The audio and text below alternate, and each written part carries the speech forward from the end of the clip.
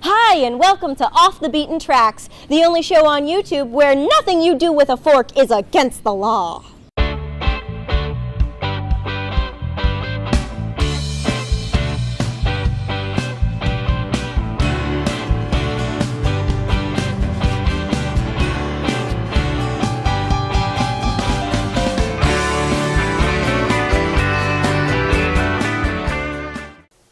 Hi, and welcome to Off the Beaten Tracks. I'm Roxanne, and today we're talking with a true musical madman, Robbie Rox. Hi, Robbie. Thanks for coming in. Hi. Oh, thanks for asking me.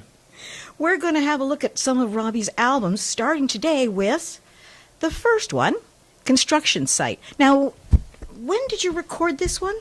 That was recorded over a period of 4 years, actually. Goodness. In 1974, I believe, I was managed by H.P. and Bell, Paul Hofford, Skip Prokop, and Bruce Bell from the Lighthouse guys. They started an agency, and they brought me into a Thunder Sound in my band, and because they were really excited about the new thing we were doing, they recorded a demo there. That was supposed to be a demo, but Thunder Sound Studio was an excellent studio with excellent engineer in it, and so it was all mixed, and they shopped it around to try to get a record deal at that time.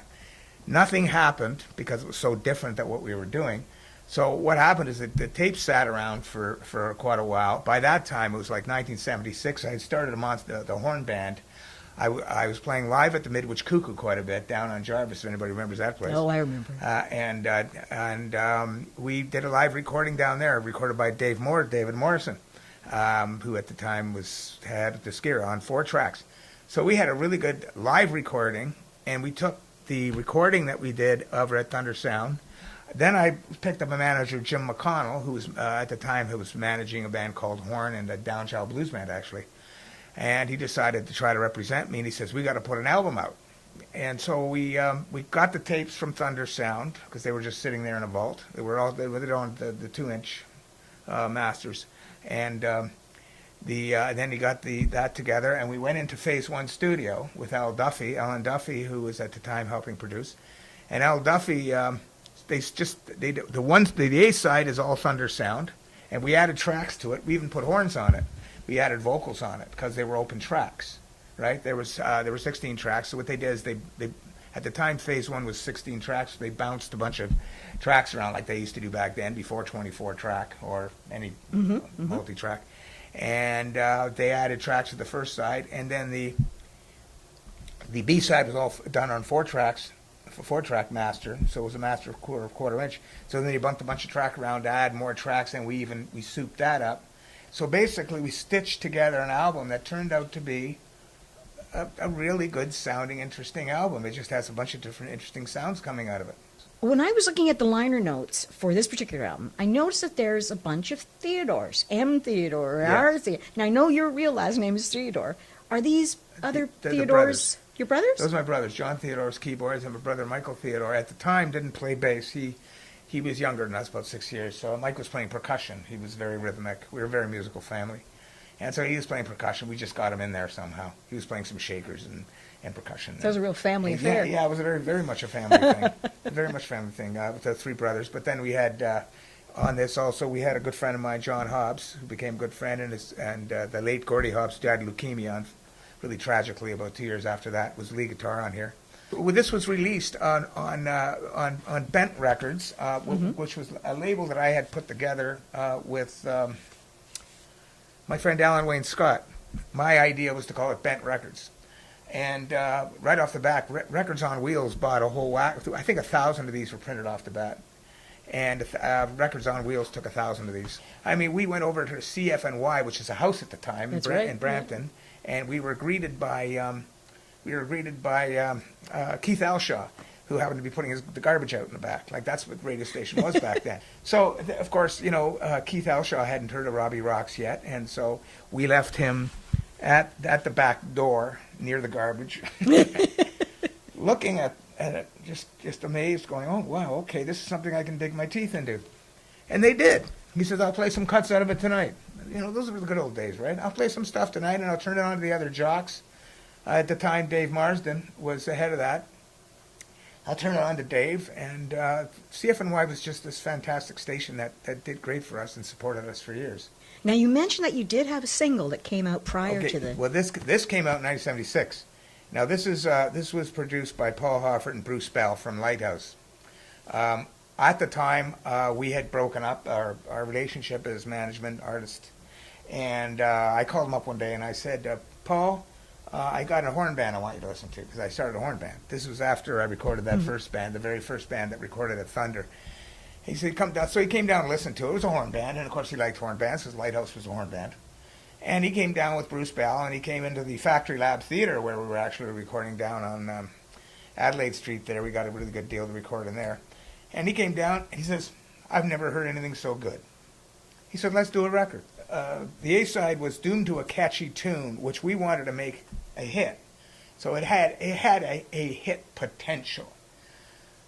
But the intros to the songs had these kind of like these really strange voicing. The horns had this voicing that was that came out differently. And then we went into this. We used a cheap Farfisa organ to make it sound like a late 50s. And then, of course, the horns were there. And it's a hot little thing. And the B-side is this extravagant, I forget how long this is. I think it's about 13 minutes long. We used to write a lot of long songs. World Say Thank You Please, which changed from section to section to section. I always wrote music in journeys. I start here and end there, right? So that's that recording. But the very first recording to prepare us for all this, I just want to mention, was Captain Audio in Hazelton. The Hazelton there was one of Ben McPete's studio. And we did a demo there that turned HP and Bell on to us to eventually get to these things, right? So Hazelton Studios was a 4-track analog. We came out of there. We went in there all by ourselves. We put our pennies together. We went into Captain Audio, and it was the first time in a studio, and you hear yourself coming out of speakers, and it was a good little studio too. It was a great studio. You just had to mix more on the one track, because you only had 4 tracks, so you had to get as much in as you could. In every song you write, as you said, they're journeys. But it seems to me that you do seem to pluck bits from each of these different influences and then massage them into something that's, to my mind, almost has a musical arc. It seemed kind of logical to me that you would call this construction site. Can you tell me why you chose that title? It was almost like it was the beginning of building this project. It was it was a construction site, and at the time, they had just built the CN Tower, if you remember. Yes. Right. And so this actually was not my idea, that this whole album cover. I'll get to that, but construction site, and also I worked construction quite a bit as a laborer as I was going through school. When I went to university and I was going through high school, and I was trying to decide what I want to do with my life. I worked construction, and being on a construction site is a real experience. I mean, it's a pretty tough nut thing, And so I think it was Alan Wayne Scott who did a lot of stuff for me, and between him and Jim McConnell, they came up with the idea of we'll take a photo that Randy Precious took, and we'll take a good photo, and then we'll superimpose it upon and that was actually the city of Toronto at the time. Now I try to remember where they actually got that photo, probably from magazine or something, and that's what Toronto looked like at the time. So the construction site, and so I kind of mixed it in with the fact that it was the beginning of time of my whole journey, really. Even though I'd already been doing it maybe 2-3 years, but it was the first product, and also mixed it in with my lyrics would swing from reality to kind of the past. Working on a construction site, in fact, I even had dialogue that was being used, like on the site, and how you were treated, and I go through this dialogue thing. Then I switch. The biggest thing I was trying to do ever with Robbie Rox is do something musically that nobody had done. I'd say you succeeded there. Yeah, but I wasn't like trying to be different. It's just like I had this idea in my head that I got in Quebec. I was living with a girlfriend in Quebec City. And I decided I have to go back to Toronto. I can't live in Quebec anymore. I got to go back to Toronto and do what I want to do in that kind of environment. I didn't think about writing anything in particular. It just flowed, and there was just spilling out of me. And I was writing like songs at a fast rate, get up in the morning, drink a ton of coffee, and just go at it. On this album, you run the gamut of many different kinds of ideas. So it ranged from things like Reaming Me, the first song on side one, to the last song on side two is I'll Be Fucked. So you definitely doing some very interesting... Reaming Me, the reason why Reaming Me is the first song on here is because it's the way it sits musically. It's got that Latin-y thing. It starts off, you know, and you know, I mean, you've got a producer working with us, Al Duffy and Jim McConnell, and they're sitting there and they're thinking in terms of commercial somehow still. They're thinking, how can we turn all these ideas into, how can we get people off the ground with this? You hit them with something musically that is not going to go down easy. They're not going to listen to the rest of it. So they took a Latin-y feel, and then it goes through, and all of a sudden it goes into this rock feel. It goes into the rock, and that's my doing, you know, just bam, bam, bam, but then we're switching feels all the way through it. And on a live gig, if we're doing a live gig and we're badly booked, if we're booked in, which we have, I've had stories coming, you know, about being badly booked at a gig, like not the right place for us. If you're playing a place where people are trying to dance, you're throwing them all over the place. They just want to attack you by this point. You know, by the time you hit the second, you know, then we're into rock and roll, and it's rocking. So that song has got the two pieces. I'm just trying to think, and or just briefly go to like, Trauma was more of a song that we did we did it at Thunder Sound Studio, and we just added to it a bit. That was recorded. Reaming Me was done the whole first side is Thunder Sound with the first band. The World Is Mad is probably the most popular song on here because it's got the boop beep like that was my 50s influence, you know, you know, and it talks about how the world is mad, and it's kind of an innocent song. There's no it doesn't you know, no bad language on it. Like there is a little piece of bad language that comes out in different songs. Reaming Me, just going back for that for a second. I mean, the whole process of reaming is it's more it's a factory process. You know, in fact, I worked at General Gear for a while till I got too depressed and I had to leave. I remember I was a kid and I was trying to work in this gear factory, and the reaming is the thing. But reaming is also it's got a sexual connotation. Connotation to it. Not a nice one, but back then I didn't care, and and it's not a word that anybody knows, so it doesn't really stand out at you. But and I was writing about, I wasn't having a good time. I was very alienated. I had finished university. I wasn't happy there. I was going to be a high school teacher like my father. Didn't want to do that. I was very lost, and I was writing these songs. And Reaming, when I said Lord, you know, I mean, I was brought up as a Roman Catholic Italian kid, and we went to church. Now, I wasn't sacrilegious or anything, but at that time I figured, no, you're not helping me. You know, I had this attitude, you're not directing me. You're not doing anything up there. You're just letting it go, right? You're not saying, Rob, you should go here. You know, you're not taking care of me. But that was my attitude at the time. So I talked about trauma is trauma. You know, it's just talking about trauma. World is Mad is kind of cute. Like I said, it's just, the world is mad. It's very mad. And some people like it. How can you like it? Some people actually like life. Like at that time, I was thinking, how can you be so, what do you like so much about it? You know, that's my thing. And I was also listening to Zappa at the time. Serious Errors is a song I wrote, and I wrote it more about we are making serious. Now, this is a song I would never sing again because I don't believe in it so much. But at the time, I was saying we are making serious errors if we bring kids on the world today.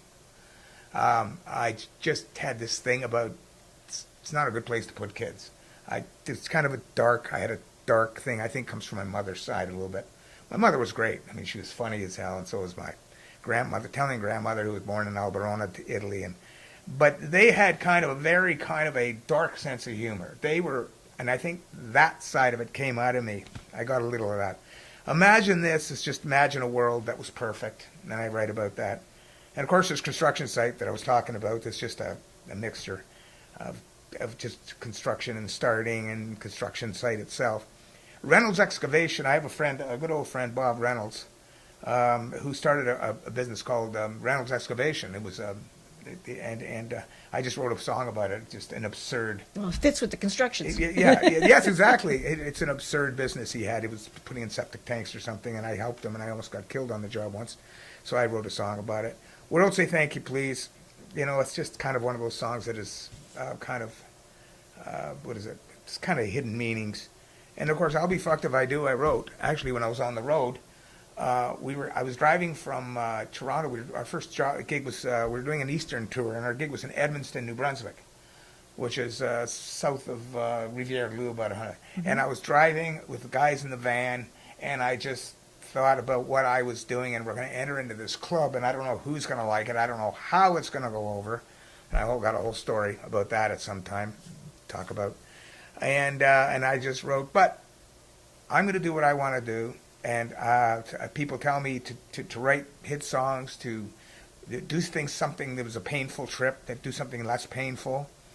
And I was singing these lyrics kind of in a melody, and I said, but I'll be fucked if I do.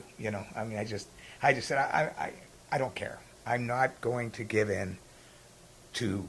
It's your middle finger to the world. Yes, at that time I was doing that. Yeah. So that all of these songs are your babies. They're personal and they mean a lot to you. Now it's all these years later. Looking back, is there a favorite? Is there one that you feel has lasted, like on really this album? Stood the test of time? On this particular album? On this album? I would say it's. I don't know. I would say The World Is Mad. Probably is my favorite song in this. Not so much musically, but just the way it sits.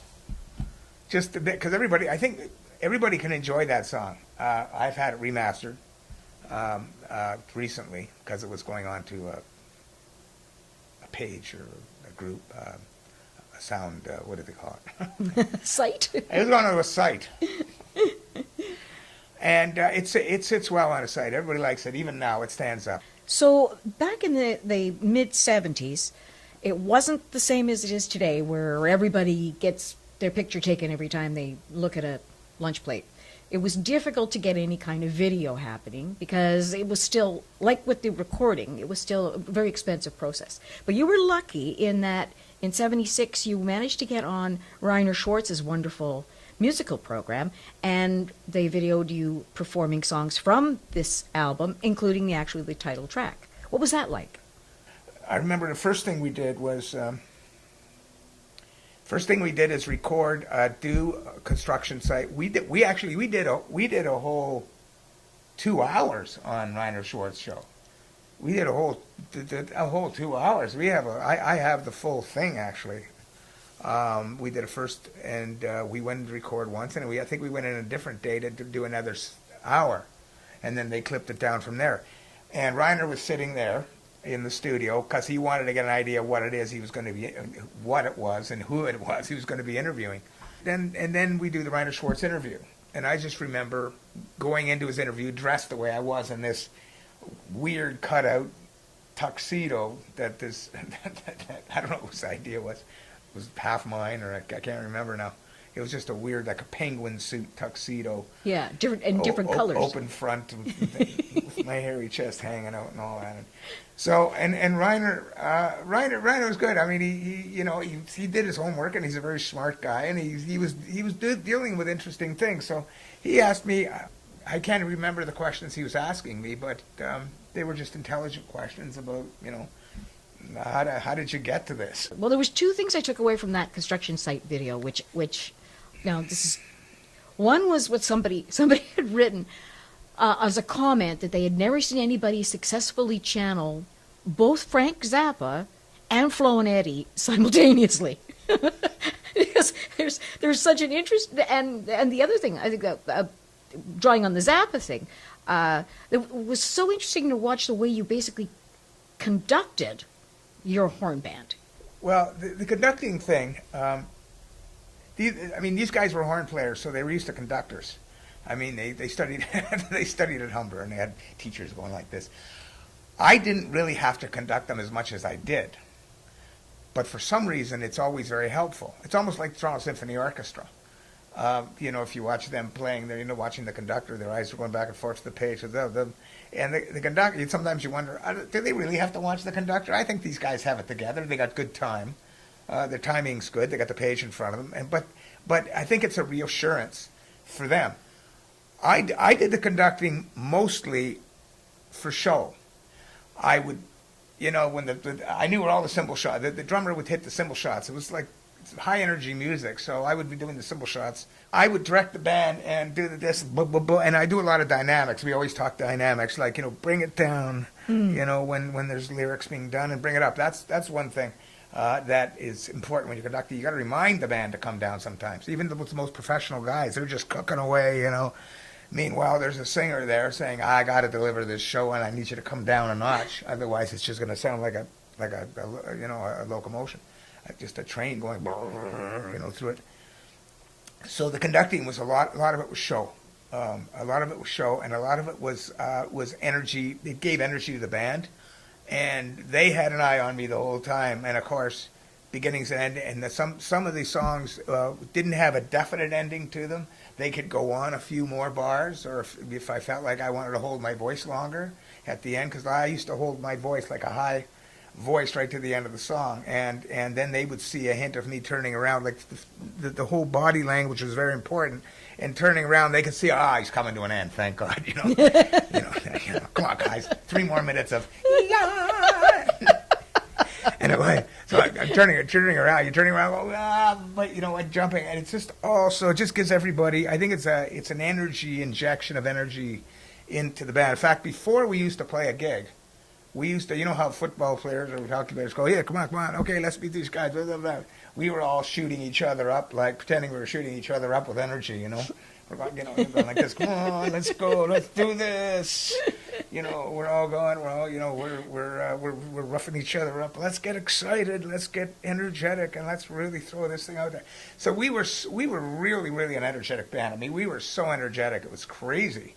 I was sweating to death, especially back in the day when you're playing in the summer, and they didn't have they had no smoking laws back then. So you're not only are sweating, especially low ceiling places like Larry's Hideaway. You're not only are you sweating, you're collecting. You go home at night and you just stink. I mean, you collect nicotine. Well, so we were a very, very, very high energy band, and I think that the conducting contributed to that. Your music is quite complicated with this, as I said, this musical arc. Did that mean that you had to hire people of a higher caliber of performance, people that had, as you said, been to Humber, people that could read? Was it necessary, or did you just sort of bring everybody along and see how it worked out? They were all professionals. They'd all done. Anybody who came in the band, even the first band, they came off of off the road doing show band stuff. So they had to be organized. They had to be professional. They had to know what it was about to be in front of people and blah blah blah. The first band was all ear, and when I think about it now, what a job! I mean, we had a whole 2-3 hours of music with me sitting with these guys, showing them all these complicated changes. And we lived together in a house, 2 Sykes actually. The house is still there in Weston. I drove by it not that long ago. And we all lived together in the house, so we rehearsed every night. So I would show them a song, and we'd learn a song a night. So if you're living together and you're rehearsing every night, in about 25 nights, you got 25 compositions. But they all did it by ear, that first band. And it's pretty amazing when you think about it, how they could play it all by ear, because it was all in my head. The second band, the horn band that we had in the mid-'70s, that's half this album here, the rhythm section weren't readers. The horn section was. These guys were from Humber. And so they the process would be very interesting. I'd show them a song first. I'd play the guitar and all that, and they'd write it all down. They'd put it all down in charts. They put it down so they could read it. They would put down the form of the song and then arrange their parts together, discussing among each other. Let's do this here. You know, they would write everything down that they needed so they could just read it. So that they would do that, let's say to a song, okay? We do this one at a time, one song at a time, but we rehearsed every night. We didn't live in the same house. Then as soon as these guys had about 4 songs down with all the charts, I'd sit down with the rhythm section alone, told the other guy to stay home, and I would show them all the songs by ear, and they would memorize them all. And the tricky part was to take half the band that read, that put all their charts down, and it was scored, basically was scored music, it was very detailed shots and everything, and take a rhythm section that learned it right off my guitar and get them to mesh was always a challenge, because the horns heard them playing it a certain way. So the rhythms actually would play, and the horns are trying to play on top of this kind of loose, swimmy rhythm track, you know, this rhythm with the drums and the bass and the guitar and all that. They're trying to put their rigid, disciplined horn lines on top of this. So there was always this bit of a clash. It wasn't too bad, where it's like, can you guys like this? You know, the horns are saying, can you guys like, it was always the horns that were doing it. Like the rhythm section didn't say, could you guys change? No, it's always the horn guy saying, can you guys change? Can you guys do, Brian, we're hearing more of a different groove on the drums, like to this particular line. Can you do something that's more kind of funk, but not funk, but kind of, and so he'd try out a couple of things, and then he'd go, yeah, something like that. The bass player would follow. Then, of course, the keys would follow, and the keyboards. Can you, like, not do so much rambling and rolling? My brother John used to, like, be very kind of more of a soloist guy, and these guys got these rigid arrangements, and he's flying around with his hands. Can you not, like, fly around the keyboard and play more structured chording so it fits our voicing? And of course the guitar player, he would just kind of follow in and try to. I remember he was a very quiet guy, and he just kind of tried to listen and then just fit in. And amazingly enough, it was probably, that band was the tightest band I probably ever had. And I think you notice it on the Reiner Schwartz show when we played. That band was so tight. Yeah, they were squeaking. And we used to change meter all the way through it. Like if the band went out out of time, everybody went out. We all went out together. Everybody was just following everybody. So like one section would be like this. Like you couldn't put a metronome on this band ever at any time, because it wasn't like it was way out, but it was just like it would go and stop, and it would speed. A section would speed up halfway through, and we broke all the rules. You've been watching Off the Beaten Tracks. My name is Roxanne, and today we have been discussing with Robbie Rox his first album, Construction Site.